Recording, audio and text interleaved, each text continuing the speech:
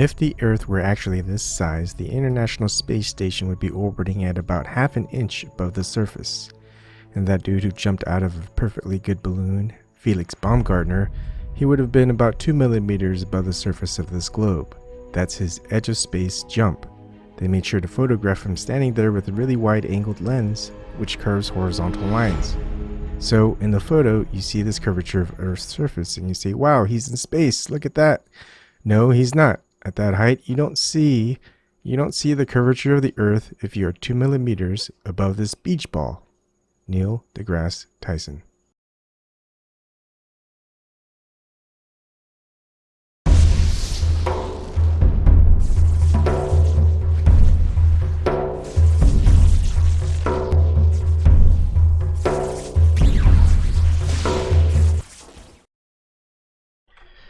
Good afternoon. I thought I would do this segment. It should be a short one, but that's not saying much. Short is usually anywhere from half an hour to an hour, but I'm going to try to keep it short because my wife and my kids are taking a nap, so I have time to do this. So let's start off by looking at this video. So I was talking with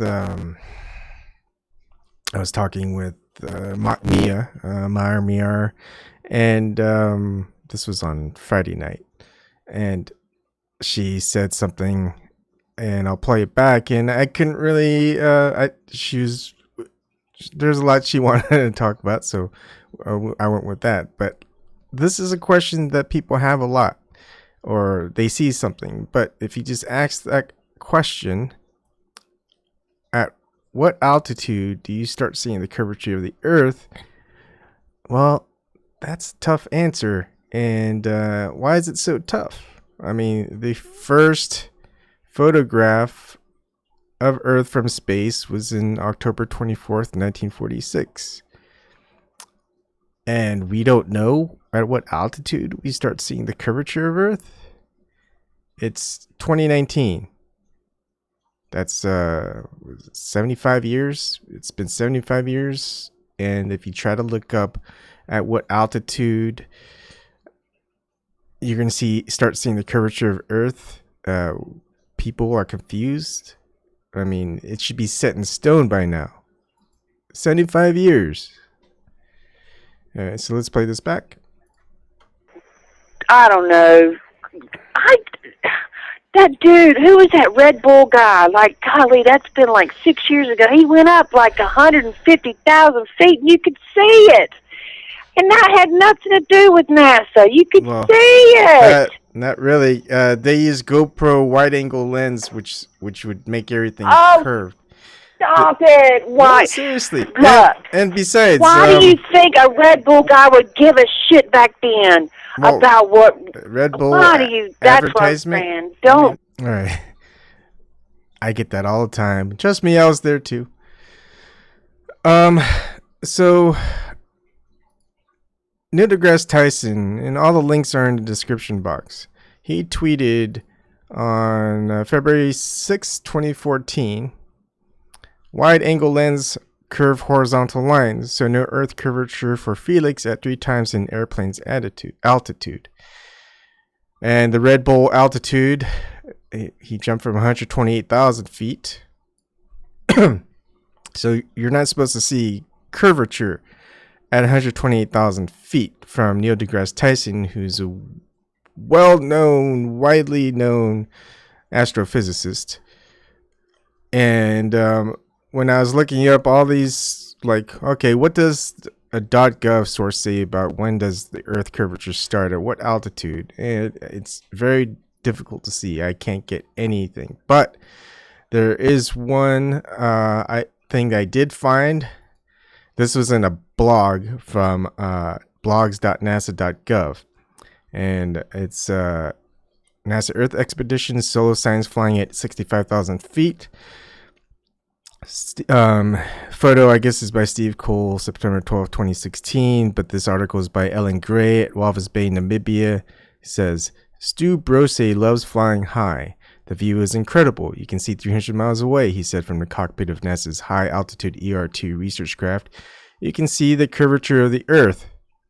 If you look up, the sky is very dark blue. So if you can see the curvature of the Earth at 65,000 feet, and you can't even see it at 128,000 feet, said so by Neil deGrasse Tyson. Who's right? Is NASA correct? Is this when you start seeing the curvature of the Earth? Is that 65,000 feet?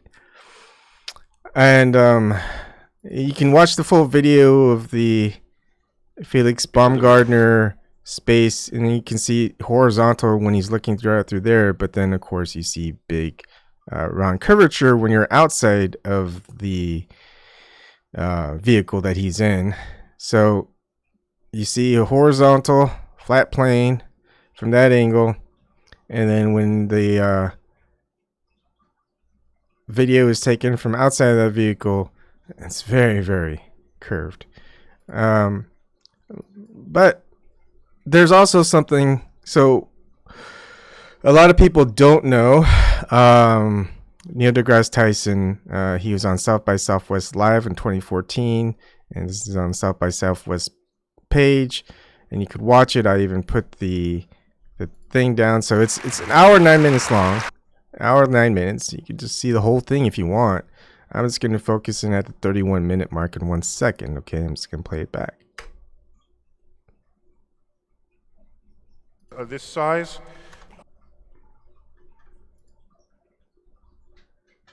Okay, so if the Earth were actually this size, the International Space Station would be orbiting about a half an inch above the surface. And that dude who jumped out of a perfectly good balloon, what's his name? Felix Baumgartner. He would have been about 2 millimeters above the surface of this globe. That's his edge of space jump.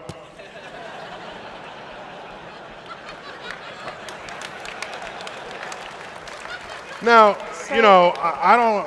It's fine. He wants to. I don't have a problem if he does it, but the honesty of it would greatly diminish what I think people thought he was actually doing. And not only that, they made sure to photograph him standing there with a really wide-angle lens, which curves horizontal lines. Right. So in the photo, you see this curvature of Earth's surface, and he said, "Wow, he's in space. Look at that." No, he's not. At that height, you don't see the curvature of the Earth if you are 2 millimeters above this beach ball. You just don't. That stuff is flat.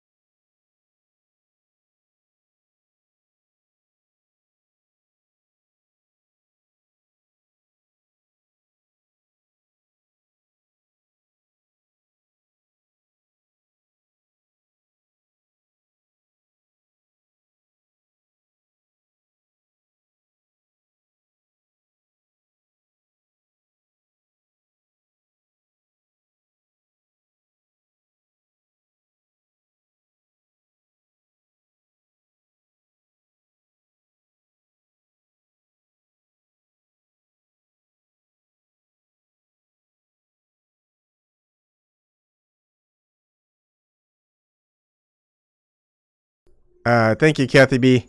Haha. All right.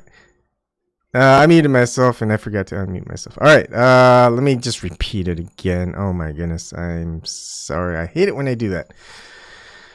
Okay. So Neil deGrasse Tyson says it right there. And you're not going to find the answer to at what altitude does the curvature of Earth start? One, it's either because there is no curvature, it's flat. Or two, they're lying about the curvature of when it starts. And they don't want to have a government or institution like NASA to give out the answer, because if they give out the answer, well, then somehow, someday, someone is going to prove it wrong. Can I go upstairs? Mm-hmm. So what you're going to see instead are just people, excuse me, on Stack Exchange, at Quora.com, How It Works Daily, etc. Places where people haven't gone up to space. Of course, NASA does, right? And private institutions do. They don't give you that answer. People who don't know go up there. And I would hazard a guess that a lot of these people who answer at what height do you start to see the curvature of the Earth, they're going to not know as much as Neil deGrasse Tyson. As far as an authority figure, you're going to want to go by Neil deGrasse Tyson, right? Not some average Joe off the street hazarding a guess. Again, 75 years since the first photograph of Earth was taken from space. They don't specify at what height that this photo was taken. Oh, actually, yeah, they don't. They say until this point, the highest vantage point from which those photos have been taken was some 22 kilometers aboard a high altitude balloon. And let's see.